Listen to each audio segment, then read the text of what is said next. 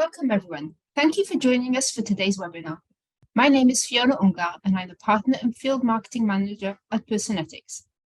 The topic being presented today is on banks needed solid money management capabilities that nurture customers' financial well-being. This is a spotlight on Europe, and I would like to welcome Aurélie Lotis, Principal Analyst at Forrester, and Dory Blitz, VP of Strategy and Business Development at Personetics. Before we start, there are a few housekeeping notes. This webinar is being recorded, and you will receive the recording in the next couple of days. We will be taking questions throughout the webinar. Please submit your questions in the chat box, and they will be answered at the end of the webinar. And now, I would like to invite Aurélie to take it from here. Good morning, good afternoon. Welcome to all the attendees today for this webinar on financial well-being and digital money management. My name is Aurélie Lotis. I'm a principal analyst on the financial services team at Forrester, and it's my pleasure today to be here in the company of Dory Blitz from Personetics. So traditionally, January has been, a lean month for many people, and this January is surely not an exception. Unfortunately, I think we can expect like 2023 to be a lean year for many consumers because it's likely that this year is going to be remembered as the year with the sharpest drop in household income on records. The pandemic, the war in Ukraine, all that has contributed to surging inflation and a devastating cost of living crisis. We're seeing like hundreds of millions of people who are struggling with soaring energy bills, food prices, rising interest rates that are increasing borrowing costs and wages that can't really keep up with inflation. So the economic outlook remains pretty uncertain, and many consumers are experiencing financial stress and anxiety in this context. As a result of the inflation, what we're also seeing is that many consumers are saving less. Those who have some savings, unfortunately, worry about the value of their savings, being eroded by the inflation. Lots of people are concerned about inflation's impact on their retirement plans, and many people are losing confidence in their current levels of savings that could actually allow them to retire comfortably. So.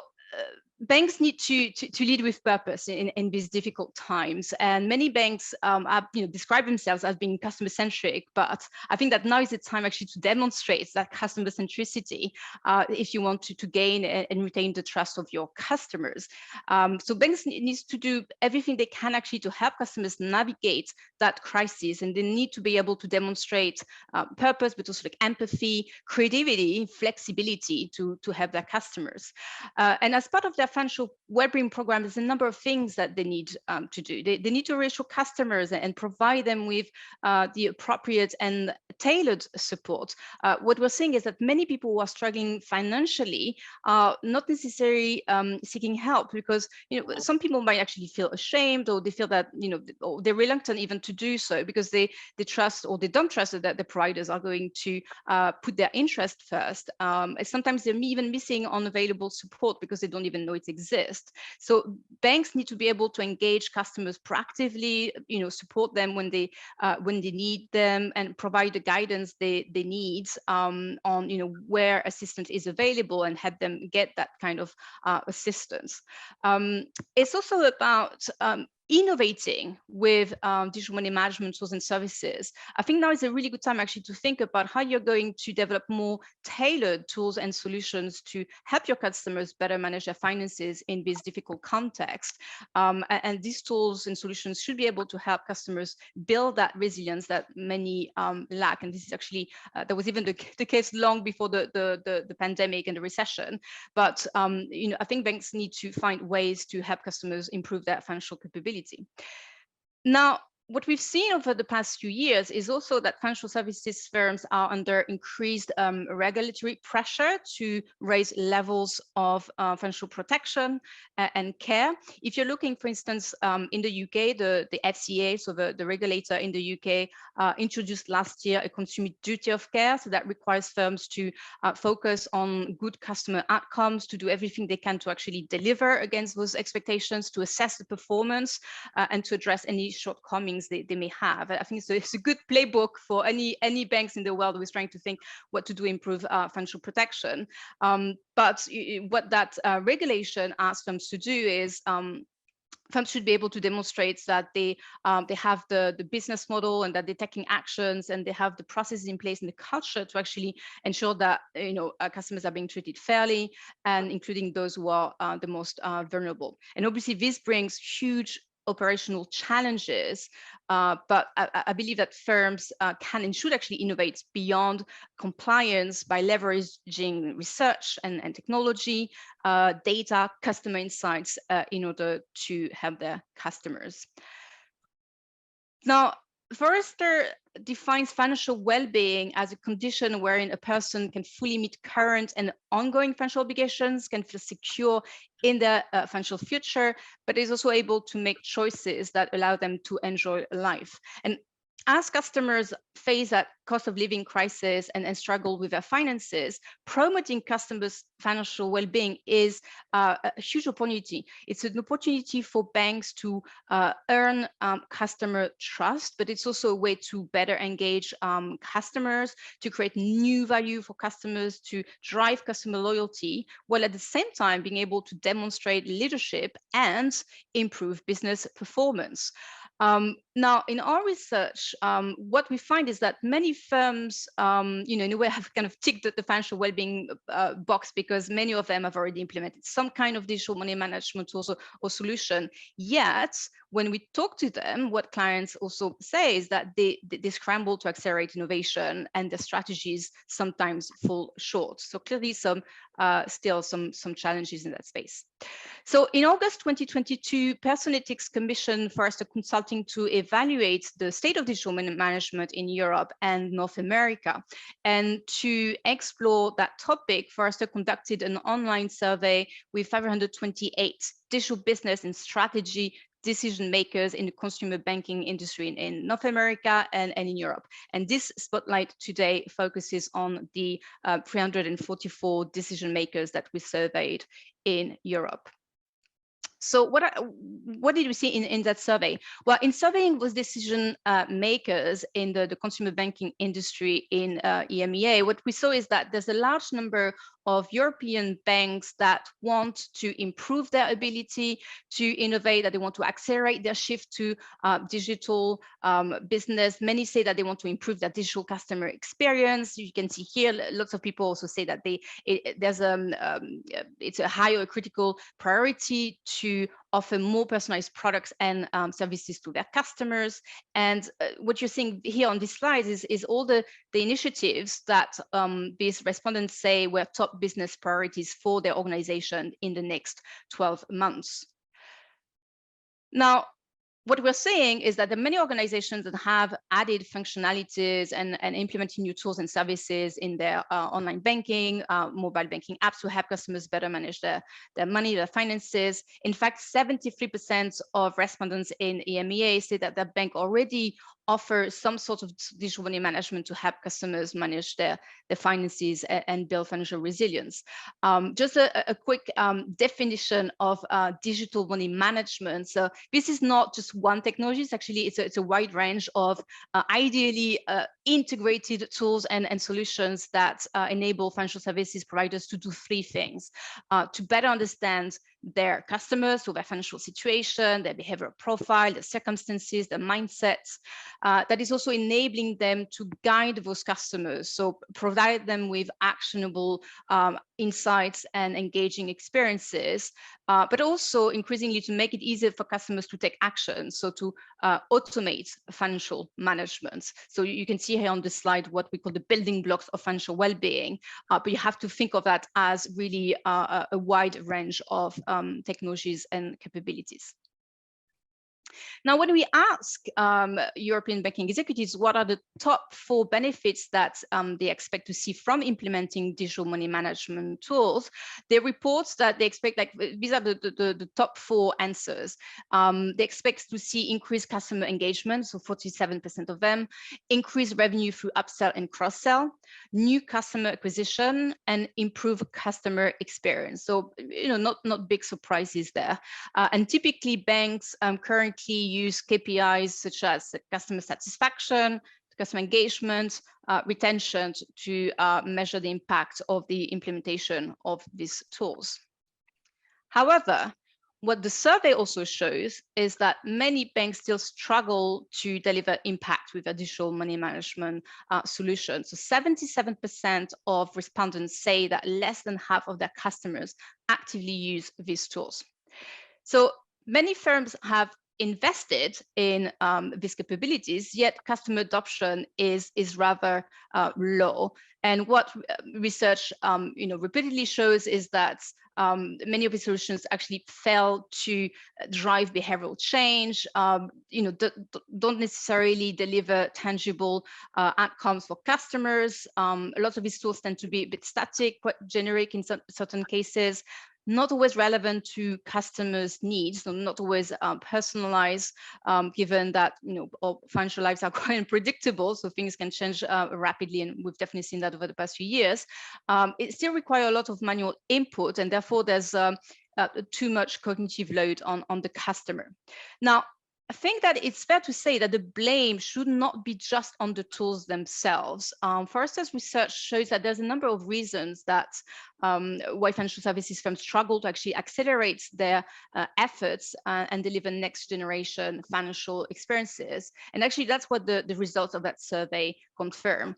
Banking executives want to personalize experiences. They want to provide customers with the best experience across channels and touch points. Their goal is to anticipate customers' needs and then to promote their financial well-being with highly personalized and tailored experiences. And as part of their strategy, they're looking to better understand those customers, have more comprehensive profiles in order to infuse more personalization in their experiences to increase customer engagement, create value, and deepen relationships. But they struggle to do that, and there's a number of reasons here. That banks face a number of challenges in the execution of their strategy. So first of all, efforts in that domain tend to be quite fragmented, not really well coordinated, and typically that's because organizations fail to align their personalization efforts that tend to be quite channel product centric, and that leads to quite subpar customer experiences. And that's because there's a lack of alignment across the organization. And you will see that different stakeholders, different functions, so digital, marketing, sales, all these different functions, sometimes have different agendas and different needs. And therefore, when they think about the technologies they want, they're not necessarily looking at the same capabilities, and they don't have the same goals. And therefore, it's difficult to articulate common business goals for the organization. And because of this lack of alignment across functions, what we see is that executives fail to present a very convincing business case to their top executives, which means that they fail to secure buy-in from top exec, and when they request more money, that project can stall. The second thing is that banks say that they struggle to access the quality data and the insights they need to actually deliver personalization, to be able to build a deeper level of customer understanding. And that's because it's very difficult for them at the moment to connect their systems of insights to their systems of engagement. And they actually need to be able to do that if they want to deliver true personalization to their customers. And again, it is that lack of alignment across different functions and this lack of collaboration that I just mentioned a minute ago that is actually makes it difficult for banks to then coordinate their technology investments and build a connected and intelligent personalization ecosystem that they actually crucially need. So banks need to shift gears if they want to be able to deliver better customer and business outcomes. And how can they do that? Well, as you probably know by now, justifying investments in a financial well-being program is actually quite a challenge. Leaders in financial services can't really, especially for this kind of initiative, they can't really adopt the traditional cost benefit models for traditional technology business cases. And often they struggle to demonstrate how the financial well-being initiatives will be able to deliver tangible business results. But if you don't have a solid business case, it's very difficult to request more budgets. And that's what happens often.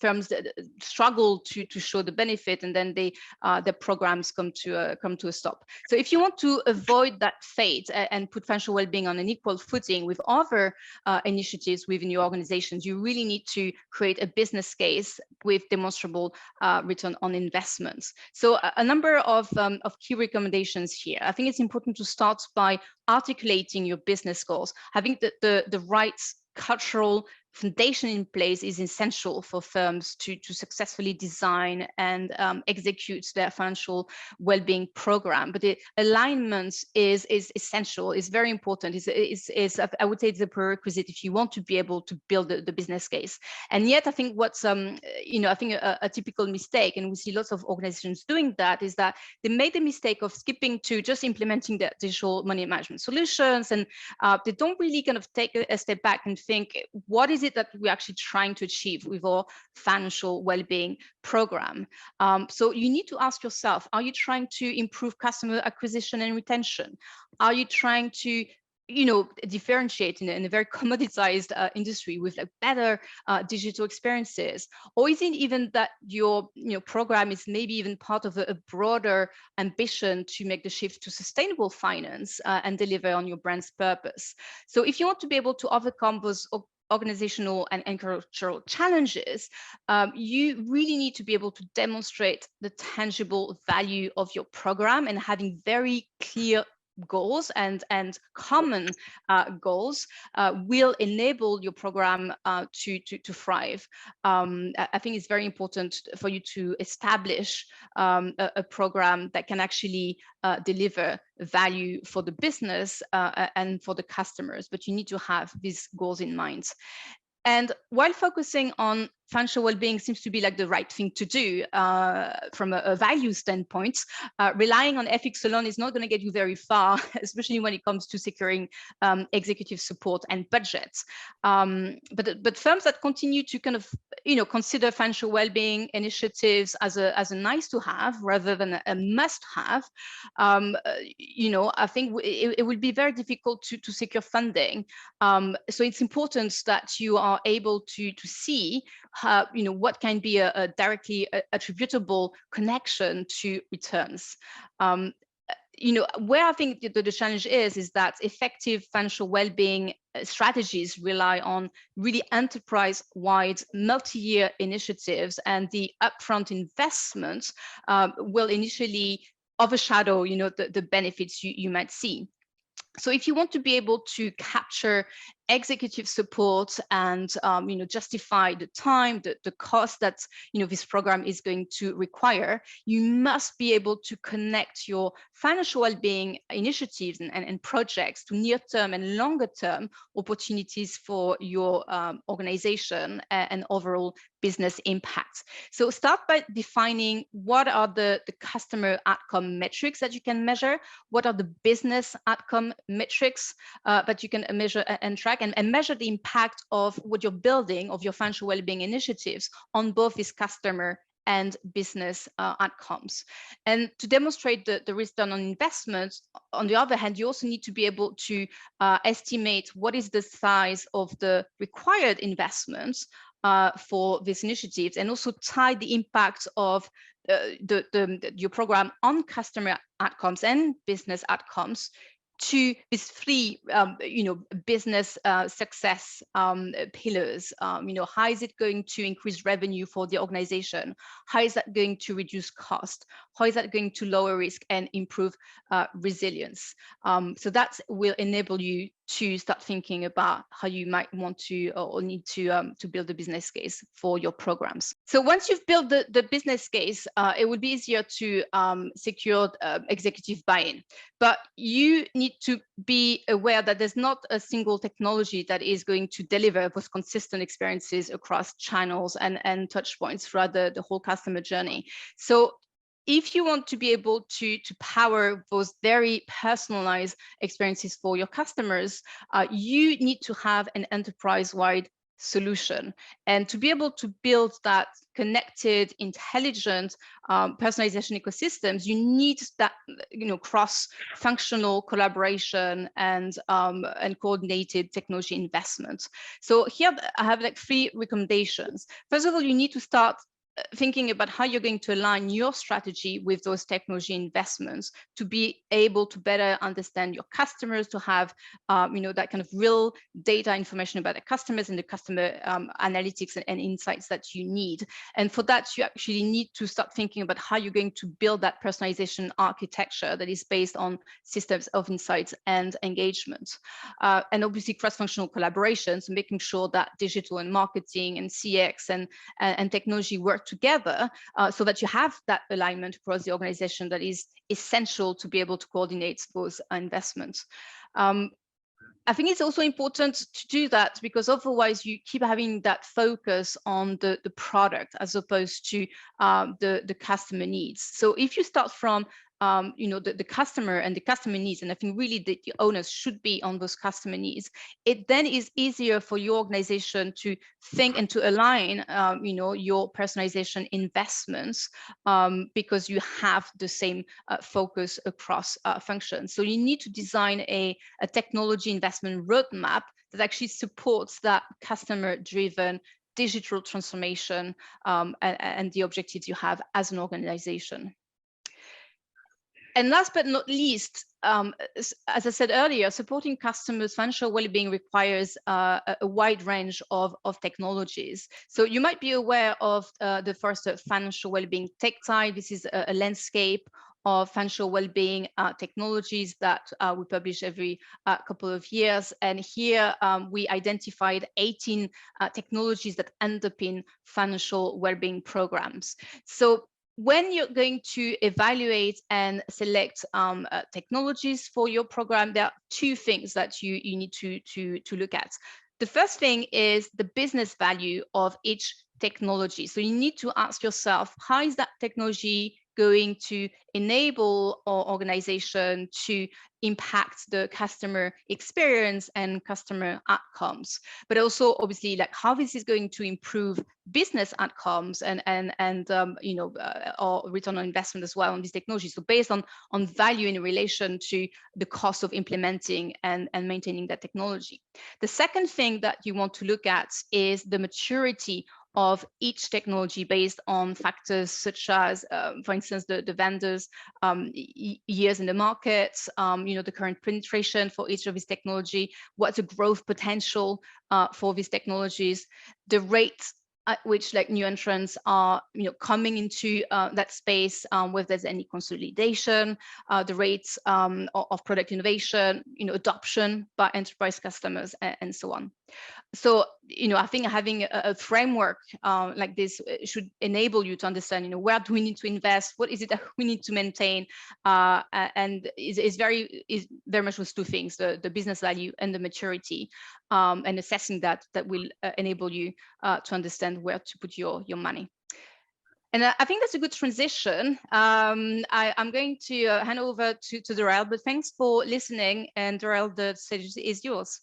Thank you, Orly. Hi, everybody. I'm Darrell Blitz. I'm VP Strategy and Business Development at Personetics. And thank you for joining our great joint webinar today. So just a quick about Personetics, a quick introduction about ourselves. We are a global growth company, around 330 employees in 8 global offices. We are serving today over 100 banks in 32 markets all over the world. And we are focusing on exactly this space, financial well-being and money management propositions. We are basically helping banks to leverage their biggest asset, their own customers' financial transactional data, in order to quickly drive a significant business impact. We are helping to increase the financial well-being. We are able to help banks to proactively and smartly always engage with customers and drive the right financial well-being and the strategy. Our approach to the market is really business impact at a scale, and how we are able to provide a very agile platform with the right business solutions, how we can complement internal existing capabilities, how we can accelerate the innovation and the time to value, our library of best practices and expertise from all over the world, different engagement tactics, and of course the engine, the AI-based engine that we've developed in the last 13 years. You can see here that we are serving top tier and second tier and even third tier banks and digital banks all over the world, and we are proud to work and grow our business with them. The uniqueness about Personetics is that this is a one strategic platform that is able to achieve 3 different objectives, and our white label financial data-driven engagement platform is able to achieve these 3 different objectives. First and foremost is customer financial intelligence. Using our over 3 dozen of proprietary AI and machine learning models, we are dealing with accessing and analyzing the bank's own customers' data, mostly financial transactional data, even from different data sources, even open banking or cloud accounting software data and open finance, and how we are using our algorithms to quickly provide a one holistic aggregated view of the customer financial behavior analysis. Past, present, predict the future. We are getting very deep in understanding the expenses and inflows and outflows and cash flow and so on and so forth. So this is a very important capability that can be additional support for different initiatives within the bank. The second part is customer engagement. We are deeply involved in deploying different attributes of money management propositions and tools within the bank through different digital channels that are dealing with increasing financial well-being and customer engagement. We are able to points across channels and to drive the relationship primacy. We are able to quickly increase customers' trust, customers' reaction. We are providing a real-time insights, alerts, recommendations, budgeting tools, and different savings mechanisms, helping customers to better manage their financial life, to stay on top of their finance. But we're also helping banks to always looking out for their customers, be there for them, really becoming this financial coach that increasing customers' financial resilience, financial well-being. And by doing so, by increasing, of course, the customer's reaction, we are able also to increase the customer's likelihood that at the right time, at the right channel, with the right trust, the bank will be able to also service and advise and sell to the customers with the right product offering. And that leads to our digital sales, our ability to combine the existing product catalog, eligibility analysis or propensity models to drive the right advice with the right product-based offering at the right time, according to a financial behavior and the right receptiveness and the likelihood from the customer to use that. The use cases of Personetics are dealing with different segments and different capabilities. We are able to access different data sources, as I said, and to enrich and categorize the data and provide a lot of use cases, and even to reduce calling to the call centers or any operational efficiency that we are able to provide around that. We are providing a rich catalog of over 300 out-of-the-box insights, alerts, recommendations, and the automated codeless tools to manage all of these interactions and to measure the customer's reaction. We are providing a set of automated self-adjustable wellness programs, so banks can even think and act on behalf of their customers, helping them to automatically save, cut a debt, or invest for the future. And we are also helping banks to deeply discover their own customers' relationship and to empower the bankers and actually increase or boost their productivity by getting a much deeper level of understanding of their customers' interactions and to actually foster a deeper and meaningful relationship with customers. Our platform is integrated with other marketing systems and channel orchestrators or CRM systems, and able to bring the value of financial data with the right analytics into the different use cases to the different channels and solutions. So this is a strategic platform that's focusing on a quick business impact. And you can see some of the examples of the out-of-the-box, hundreds of customized insights that we are able to provide. It's a complete turnkey solution with AI models behind that we are able to pick and choose and provide the right customer journey on a day by day to interact, not just to provide messages, to actually interact with customers on their day-to-day through different channels, drive the highest level of engagement with customers. To do that at the right scale and to really drive business impact, as already mentioned, you need to use different tactics, and that's what's really unique about Personetics. We are using different tactics around gamification, around smart reminders, and helping customers to set up their goals or reminders and work with them. We're able to provide customers about follow-ups according to our real-time or cash flow projection of understanding of customers. We're able to provide a constant journey. In different markets, you need customers, according to GDPR or data privacy, you need some sort of customer's consent, how you can collect that in real time and adapt, and in real time already showing the customers what they need to know about a specific issue. So you can see here different tactics we are using in real time for each one of the customers, retail, small business, wealth management, or even cardholders, to make sure that the highest level of interactions, highest level of engagement is able to drive the business impact that we are going after.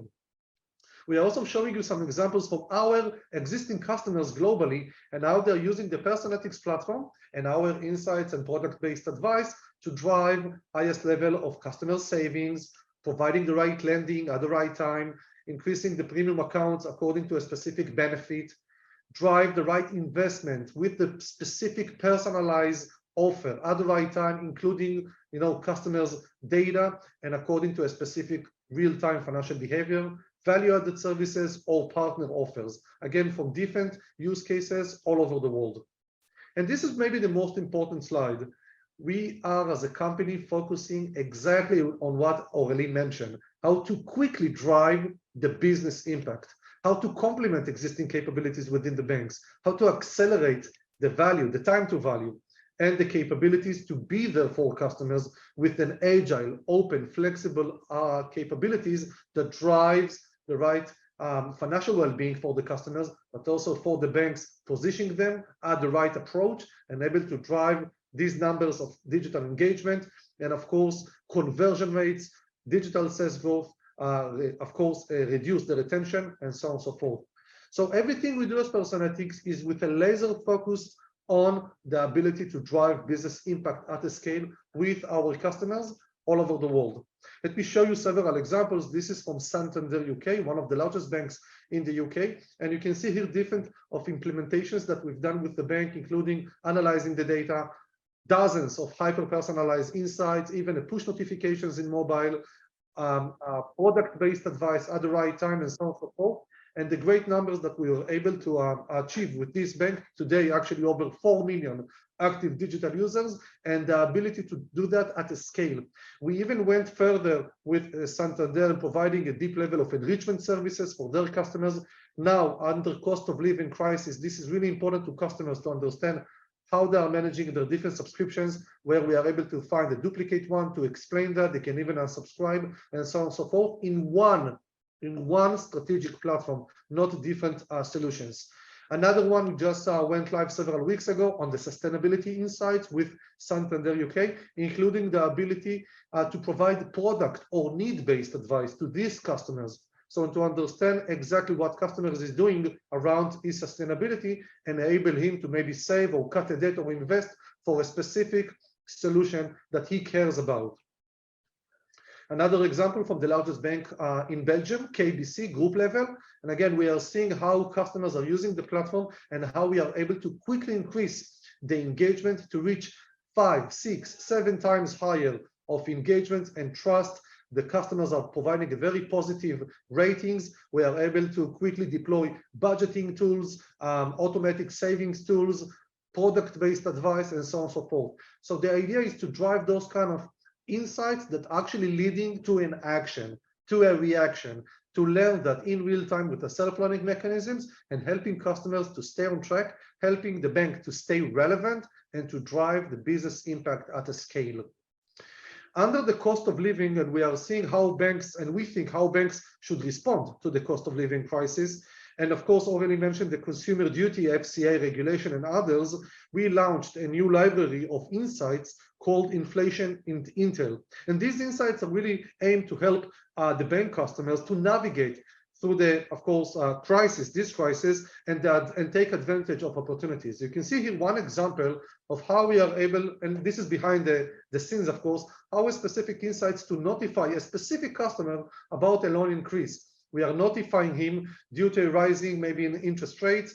This insight, of course, content varies, of course, depending whether the user has a single loan or multiple loans, and there are different populations and different models running behind to find and to target the right customer, helping him to understand what's the situation and what he should do about it.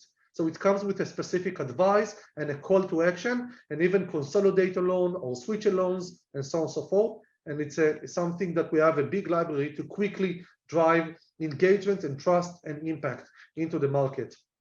And you can see here another example from KBC, from the budgeting tools that we are able to provide. Another great example from Intesa San Paolo, one of the largest banks in Italy, and they just recently won the world's best mobile application by Forrester, and we are very proud to partner and to power Intesa San Paolo with our money management proposition for different use cases, for cards data, for banking data, including product-based advice and savings tools. And this is just another example with amazing numbers that we are driving with Intesa. Another great example is my French bank that we went live in only 4 months. This is a SaaS rollout in 4 months. This is a digital bank in France, and hundreds of thousands of customers, and we were able to increase by big, high numbers, double-digit numbers, the growth of customers in the engagement in less than 1 year, with over 87 of out-of-the-box insights, alerts, recommendations, and product-based advice. And a big portion of these advice and insights even created by the bank using the Personetics codeless platform, and giving the ability to really adapt to customers' needs and to take that quickly into the market. Santander Spain, the largest bank in Spain, 5 million active digital users, and we were able to quickly increase the customer engagement by 40%, customer satisfaction, combining product-based advice, need-based advice, budgeting tools, and other solutions to be relevant for their customers, and becoming and actually helping their customers to prosper. And maybe the last example, this is actually from Asia, UOB, and tomorrow, this is the 3rd largest bank in Southeast Asia, just recently went live with Personetics in Indonesia, actually, with an automated self-adjustable wellness program. This is a gamified solution, as you can see here, that helping customers to automatically save for the future. They don't need to set up goals or threshold or time limit. Using the Personetics AI models, we're able to understand the customers access cash in their own checking accounts, and when the time is right, our algorithms are able to move variable amounts of money from this checking account into the UOB savings account.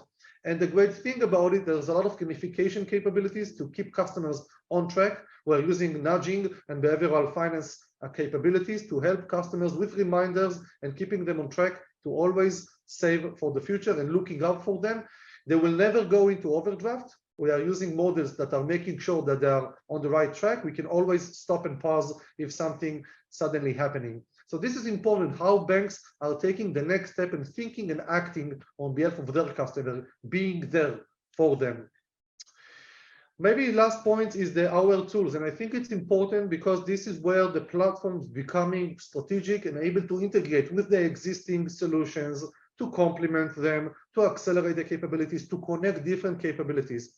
The Personetics Engagement Builder, it's our codeless creation and management console that gives the banks the ability to access our analytical models, to access and to change, modify, or even create from scratch new personalized insights, alerts, and recommendations, to segmentize, to simulate, to change triggers, dependencies, and logic, and quickly on production level, taking that into the market.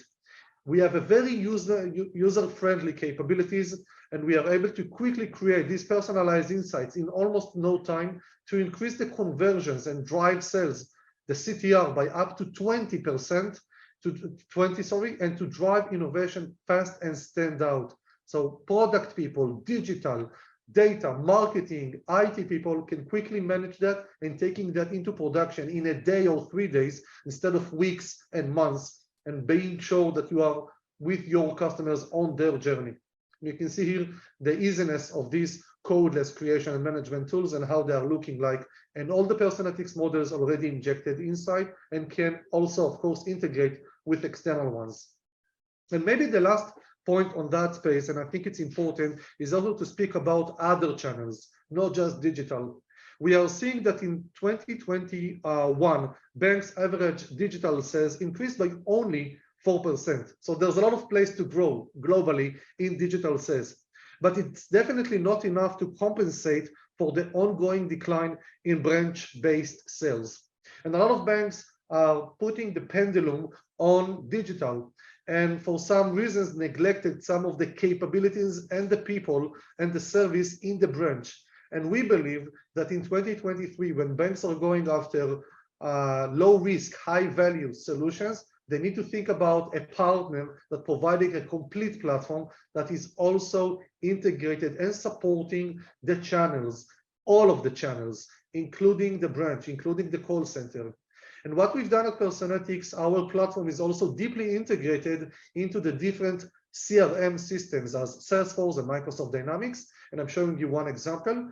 And we are able to get directly into each one of the bankers in the branches or in the call centers and to provide them a clear financial behavior analysis on each one of the customers. We are bridging the gap between the financial data in the bank and the CRM systems and providing a deep level of analysis. We are able to boost the bankers' productivity, to foster deeper and meaningful relationship, providing them the full understanding of each one of their customers, and to highlight events, opportunities, and triggers that they should take directly with their customers through their own channels. So the idea is really to drive this flywheel, customer flywheel, as we are showing you here with your customers. And it really comes back to customer lifetime value, how to drive the business impact at a scale through various capabilities, accessing different sources of data, or providing ongoing personalized insights relationship with the customers, integrating with your own products to drive product supremacy, of course, and to grow your product offerings, how to provide customers all sorts of automated saving, investments, debt reduction solutions to automate their offerings, and to be there with the right strategic platform and the agility to grow with your business. We believe this is the time to do that these days. And when Aurélie mentioned the financial well-being, as you can see here on the right, and the great research that she's done in 2022, Personetics is already covering the majority of these solutions and these capabilities that Aurélie already mentioned. From the maintain and the invest, Personetics platform is a partner and an enabler, and we are a leader in that space. We believe, and we know actually, that we can help you to build your business case, to share our experience in Europe and around the world, as we've done with over 100 banks in 32 markets over the last 13 years. We can help you to build or to rebuild the business case, to justify the investment, to complement what has been done, to taking that to the next level, to create a business impact in 2023 for your customers, for you. Because customers' data may be the most valuable asset for banks, definitely. But converting this financial data into actionable advice is what truly creates an advantage. We believe there is a very clear ROI, and we show some of that. We are a big platform and create capabilities, and we are able to demonstrate all of that. We know that leading banks with over 30% usage, like Personetics, with money management, are seeing over 175% increase in sales per user and 35% increase in monthly logos. The business case is there. The numbers are already there. Now you need to build your right strategy, your right understanding, the right buy-in, and the right partner, the strategic partner that will work with you quickly to drive business impact in 2023. So the time to act is now, and we are more than happy to take that with you. Thank you. Thank you, Aurélie and Dorel. That was very interesting. And now it's time for some questions. The first question is for Aurélie. What are the money management tools one should assess in order to gain a business impact that justifies the investment? Yeah, I mean, I go back to the quadrant that we saw in the financial well-being tech side. I mentioned those two dimensions. So you're looking at the business value of the technology. You're looking at the maturity dimension as well. I mean, that's how you see like each category is or kind of technology category is positioned in one of these four quadrants. So we're looking at the technologies that you might want to experiment with, the technologies that you need to invest in, the technologies that you probably already have implemented and you need to maintain, and the one that maybe are the one you need to divest from. So we do recommend that organization invest in the financial well-being technologies that fall in the invest quadrant, and those are typically those who have maybe low maturity but high current business value. So these are, I mean, you just saw that on the slide, cash flow analysis and forecasting, credit score management solutions, debt management solutions, digital retirement planning, financial planning solutions, robo-advice, earned wage access, income smoothing solutions. The reason why we mentioned those technologies is that they are already benefiting from innovations in areas like open banking technologies, data analytics, machine learning, predictive analytics. They have already proven business value, and we know that they can actually help providers support customers' financial well-being. Now, I think it's also worth, if you haven't implemented the one that kind of sit in the maintain quadrant, to look at these technologies that tend to be more mature, and there's definitely a number of providers that have implemented these technologies. But if you haven't, you might want to look into things like financial data aggregation, transaction categorization, budgeting, savings tools, automated savings, and so on. I would say that you need to also look at technologies that are going to enable you to do things like assessing risk, for instance. How can you do that more accurately? So there's business value, because obviously in the current context, organizations want to have capabilities that enables them to better assess risk and strengthen their underwriting capabilities. You want to be able to recommend the right financial product, but you want to do that also at the right time. So again, going back to these questions about, you need to really understand your customers in real time or near real time. We see the levels of debt go, kind of like increasing. So I think it's also important to also think about, how some of these technologies can actually enable your organization to reduce debt levels, and that means also reducing the costs that come with, debt management and collections programs. So when you think about the business value, you also need to think in terms of, cost reduction, what I mentioned early on when I mentioned the business case.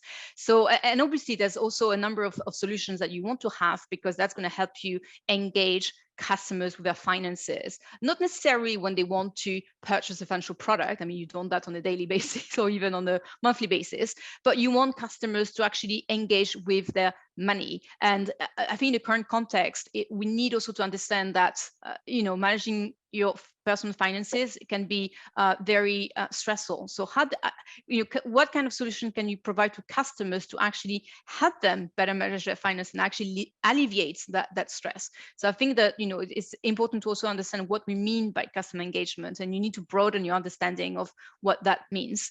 And obviously, solutions that can eventually also enable you to deliver financial advice in a more cost-effective manner. So I think we'll start seeing, financial organizations that optimize their kind of financial planning solutions, including robo-advice and so on. So yeah, the recommendation is look at what you need to maintain, but also look at what are the technologies that you need to invest in. And I think, using the financial tech side matrix is a good way to look at these technologies and, pick and choose what you want to implement in the future. And this question is for Dorel. How do I, as a banker, develop a strategic approach to money management? I think the question is, like already mentioned, is around the business impact. Where exactly you are going after? Is this mostly on engaging with customers, and you want to increase the usage, the frequency, the time spent within the mobile app? You want to make sure that you have the highest level of brand, and as I already mentioned, to connect customers with their own money? Or are you also focusing on actually sales, how you're increasing the conversion rates of your sales? The reason I'm saying that, of course, it's not one after another or another. I think you need to distinguish between them and to pick and choose what are the true business impact metrics that you are going after. I think that's the first point. The second point is to really assess what is already what are the existing capabilities. And the last point is how you are combining that with the right partner. I don't think there is a question here of a build versus buy. I think the question is how you can find the right strategic partner that is able to provide you the right relationship and the right access of capabilities, the right vision, and the ability to drive these metrics that you started with in this year, in 2023, and how fast and how long you can go with this partner. So I'm definitely urging banks to think about the business impact and the metrics they want to do. I'm really urging them to understand if they have the right supporting teams and resources to work with the partners. And the third one is, of course, doing their own vendor scorecard and finding the right vendors, issuing the RFI or the RFPs in the market, making sure that they are able to work with the right partner that's delivering this impact. Thank you, Dorel. It looks like we're out of time. Thank you everyone for joining us. We appreciate it.